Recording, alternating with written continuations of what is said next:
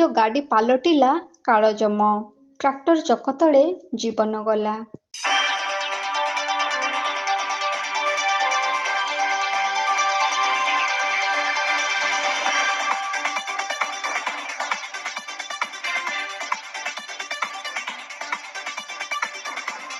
ସଂଘର୍ଷମୟ ଜୀବନ ଜୀବିକାରେ ଜୀବନ ଅତିବାହିତ କରିବା ପାଇଁ ଅନେକ ଲୋକ ଭିନ୍ନ ଭିନ୍ନ କାର୍ଯ୍ୟପନ୍ଥା ଆପଣାଇଥାନ୍ତି।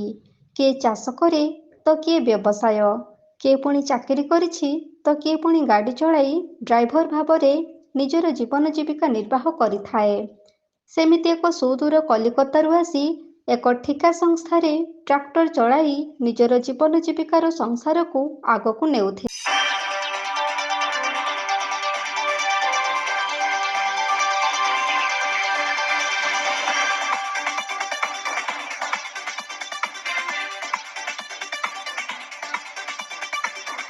କିନ୍ତୁ ଯେଉଁ ଟ୍ରାକ୍ଟର ତାଙ୍କ ଭବିଷ୍ୟତ ଜୀବନରେ ରୋଜଗାର ଦେଉଥିଲା, ସେହି ଟ୍ରାକ୍ଟର ଚକ ତଳେ ଏକ ନିରୀହ ଡ୍ରାଇଭରର ଜୀବନ ଦୀପଟି ଲିଭି ଯାଇଥିଲା।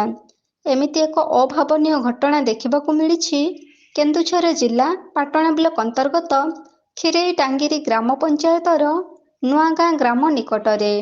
ଟ୍ରାକ୍ଟର ଚଳାଇ ନିଜ କର୍ମସ୍ଥଳୀକୁ ଯାଉଥିବା ବେଳେ କୌଣସି କାରଣବଶତଃ ଡ୍ରାଇଭର ଜଣକ ଚଳନ୍ତା ଟ୍ରାକ୍ଟରରୁ ଖସି ପଡ଼ିଥିଲେ, ଯାହାଫଳରେ ଟ୍ରାକ୍ଟର ଚକ ତଳେ ପଡ଼ିଯିବାରୁ ଡ୍ରାଇଭରଙ୍କ ମୁଣ୍ଡ ଉପରେ ଟ୍ରାକ୍ଟର ଚକଟି ଚଢ଼ି ଯାଇଥିଲା। ଆଉ ଘଟଣାସ୍ଥଳରେ ହିଁ ଡ୍ରାଇଭରଙ୍କ ପ୍ରାଣବାୟୁ ଉଡ଼ି ଯାଇଥିଲା। ଦୁର୍ଘଟଣା ଘଟିବା ପରେ ଚଳନ୍ତା ଟ୍ରାକ୍ଟରଟି କିଛି ବାଟ ଗଡ଼ିଯାଇ ଅଟକି ଯାଇଥିବା ଯୋଗୁଁ ଟ୍ରାକ୍ଟରଟି ଦୁର୍ଘଟଣା ହୋଇନଥିଲା। ଯଦି ଆଉ କିଛି ବାଟ ଟ୍ରାକ୍ଟରଟି ଗଡ଼ି ଯାଇଥାନ୍ତା, ତାହେଲେ ଟ୍ରାକ୍ଟର ମଧ୍ୟ ଦୁର୍ଘଟଣା ଘଟି ଟ୍ରାକ୍ଟର ଡାଲାରେ ବସିଥିବା ଆଉ 2 ଜଣ ଶ୍ରମିକଙ୍କ ପାଇଁ ବିପଦ ହୋଇଥାନ୍ତା। ଖବର ପାଇ ତୁରୁମୁଙ୍ଗା ପୋଲିସ ଘଟଣାସ୍ଥଳରେ ପହଞ୍ଚି ଘଟଣାର ତଦନ୍ତ କରିବା ସହିତ ମୃତକଙ୍କ ପରିବାର ସହିତ ଯୋଗାଯୋଗ କରୁଥିବାର ଜଣାପଡ଼ିଛି।